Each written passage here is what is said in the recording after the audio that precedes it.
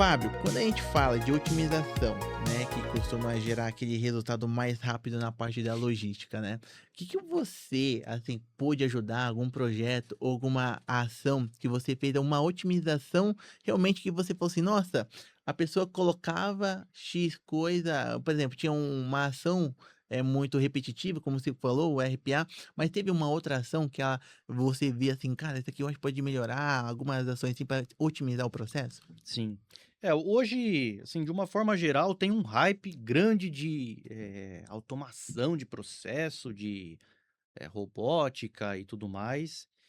E tem muita gente, tem muita empresa sonhando com tecnologia sem fazer o básico bem feito, né? E o básico bem feito é você olhar para desperdício, para ineficiência e endereçar iniciativas ali no chão mesmo, no piso, que façam o negócio ser diferente, né. Então, não adianta a gente querer automatizar, eh, ou colocar robô em processos que são pouco maduros, que não são padronizados, eh, que tem bastante, oportunidade de erros serem cometidos. Então acho que o caminho principal, hoje é olhar para os processos que existem hoje de uma forma eh, mais, eu diria, holística, primeiro para você poder identificar ali gargalos e depois fazer deep dives nesses gargalos. E primeiro atuar nisso, né? Que são os quick wins, né? São coisas que você identifica que dá para fazer dentro de casa, sem muito recurso, mas que vão fazer uma grande melhoria no seu nível de serviço, no seu resultado. E eu pude trabalhar um pouco com isso, há alguns anos, faz uns 10 anos que eu comecei com essa jornada de continuous improvement. E o que a gente percebeu quando a gente começou essa jornada dentro da companhia eram dois hurdles, dois obstáculos grandes. O primeiro, que era a capacitação da força de trabalho que tinha na companhia. Então, era algo que não era muito fomentado, numa outra experiência que eu tive, né, não na atual, mas foi feito um trabalho de capacitação desses líderes que tinham ali envolvimento com essas iniciativas de eficiência, para que a gente nivelasse conhecimento, né, para os caras poderem entender o que efetivamente contribui, né, no dia a dia com o negócio e também com a percepção do cliente na ponta. Então, me deram esse primeiro desafio, a gente correu atrás, buscamos cursos de capacitação com esses líderes, todo mundo numa mesma sala na época, a gente fazia aos sábados, era bem legal, tinha bastante engajamento. E o segundo step que a gente teve que efetivamente atacar foi a questão dos dados. Tínhamos muitos dados mas muita sujeira nos dados. Caramba. Então, trazendo um pouco para o Seis Sigma, né, quando você tá analisando o dado ali, e você primeiro testa aquela curva de normalidade, aquela parábola, aí a gente via: "Poxa, o que a gente vai fazer com isso?" Porque, você vai do 8 a 8.000, não é do 8 a 800, então, tinha esse trabalho de sanitizar os dados para poder entender o panorama, entender o que efetivamente acontecia de uma forma mais holística para poder ali traçar as estratégias, as iniciativas que a gente ia priorizar para o momento. E o que a gente via, o que a gente mais via de oportunidade, quando eu comecei a efetivamente trabalhar com isso, era na parte de outbound. Especialmente desde a alocação da carteira de pedidos até o carregamento do veículo, falando especificamente dentro do warehouse. Então, tinha-se pouca inteligência em como fazer ali a baixa dos pedidos, a alocação desses pedidos, do saldo, do estoque, e como que isso conversava com a estratégia ali de picking, né?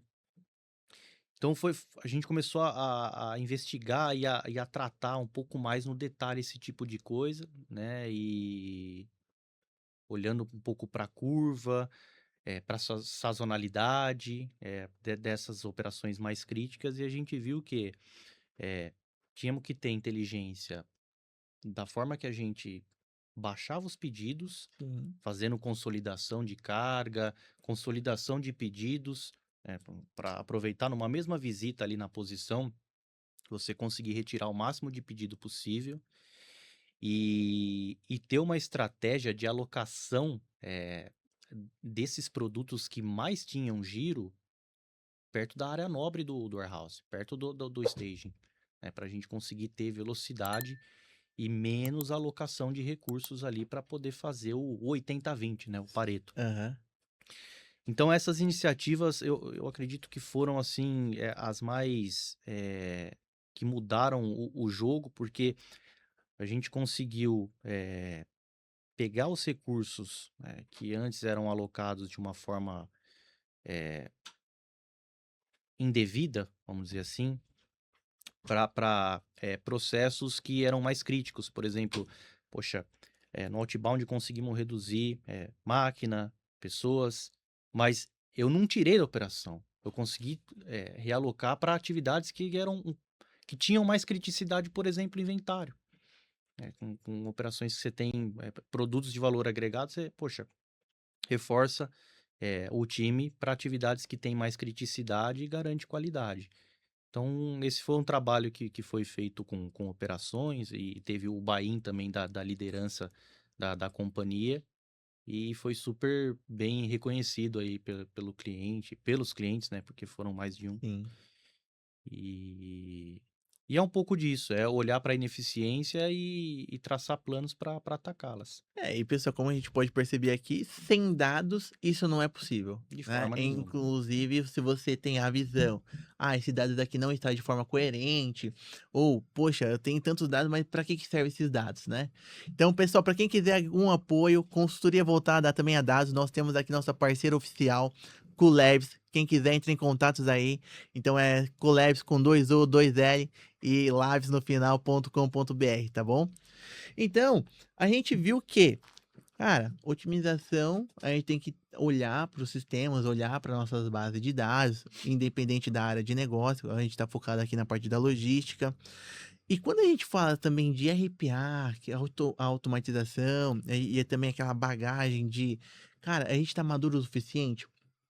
Eu vejo, por exemplo, alguns CDs que eu acompanhei, que, cara, tem muita aquela esteira automática e assim, o negócio parece que flui tão sozinho, e aí tem aqueles robozinhos, sabe, que pega aqui, joga ali e monta aquele famoso kit e vai tudo. Isso já é algo que as empresas elas têm que aderir ou ainda não? Tem que mapear, entender seu negócio? Porque como que eu sei que a minha empresa ela está apta a ter tanta tecnologia, né? E trazer a eficiência que você comentou.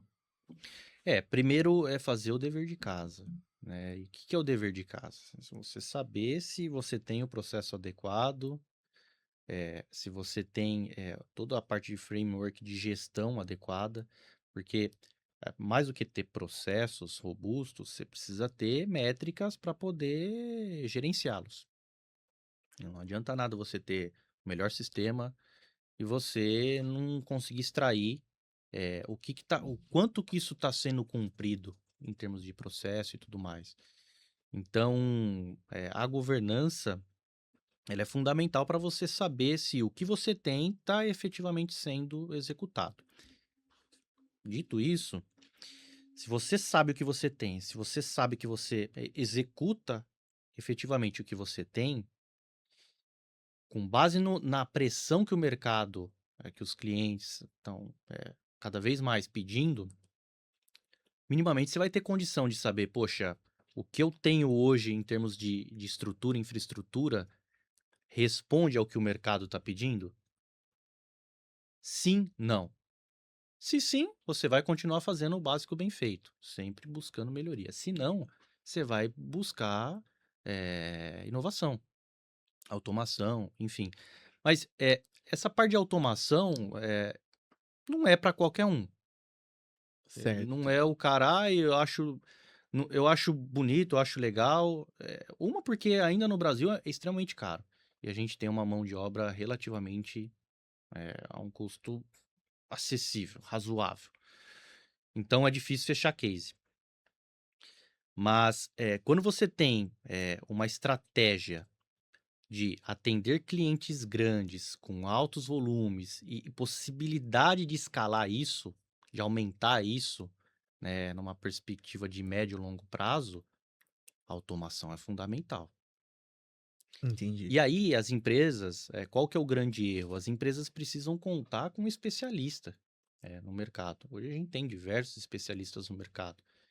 Então, o segredo aí é fazer um trabalho a quatro mãos com os especialistas, não tentar internalizar nada para reduzir custo, é contar com a expertise do que o mercado tem para oferecer, que muitas vezes esse conhecimento e aplicação também vem de fora do país, né? Então, eu acho que a automação, essa parte de esteiras, de robô, hoje a gente tem bastante difundido, especialmente em transportadora, Aham. em e-commerce.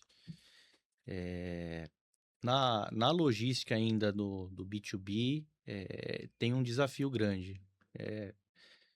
Hoje a gente tem muito pallet, né? Certo. Metro quadrado cada vez mais caro, então a necessidade de a gente ter adensamento está cada vez maior. Mas essa movimentação ela acontece ainda com empilhadeira, né? Sim. Quando a gente fala de pallet no B2B. Quando a gente fala do B2C, que é algo que está escalando, que está crescendo, aí entra essa estratégia de sorter, de automação propriamente dita, que é a eficiência no outbound. De você ter pacotes produzidos de forma muito rápida, de forma muito assertiva, para que você consiga colocar isso para fora e atender a expectativa do consumidor, né, do Aham. cliente final. E aí, para isso, você vai precisar contar, sim, com tecnologia, com tecnologia de ponta. Mas é uma questão de saber o que você tem E onde você e quer aonde chegar? você quer chegar, né? E com quem que você pode contar no meio do caminho aí para conseguir materializar, Vou né? ter aquele Então, parceiro, vamos fazer aquela automação ou não, o que exato. tem de mercado. Agora, seguindo essa linha de raciocínio, né, de robótica, você acredita que daqui a pouco essas ações que são feitas por humanos, né, no dia a dia ali, que são repetitivos, pode ser trocado por humanoides? Aí esses robôs aí da China que acaba, fazendo a mesma ação do ser humano? Eu acredito. Eu não acho que seja algo no curto ou médio prazo, mas eu acho que num futuro não tão muito distante, eu acho que vai começar a ter, sim. Mas para o cenário brasileiro vai demorar um pouco mais ainda. Na China a gente já vê alguns cases, né? Aham. É até bonito de ver esse hype no LinkedIn e tudo mais, mas eu não sei até que ponto isso para o Brasil é algo factível. Justamente por conta de trazer a tecnologia e fazer a tecnologia se pagar com o benefício que você vai ter em eficiência aqui, né? Mas eu acredito sim que a gente vai ter. Qual que é o grande desafio hoje no nosso mercado? Mão de obra é barato. Aqui. Metro quadrado é caro. E ter tecnologia que é caro também, dividindo espaço com mão de obra, Que é barato. é o desafio. Porque a gente vê os warehouses de Amazon, por exemplo, que tem aquele conceito de GTP, né? Goods to Person, de que a prateleira vem até a pessoa faz o sorting ali e prepara o pacote, e esse pacote segue ali numa esteira até fazer o sorting ali para transporte.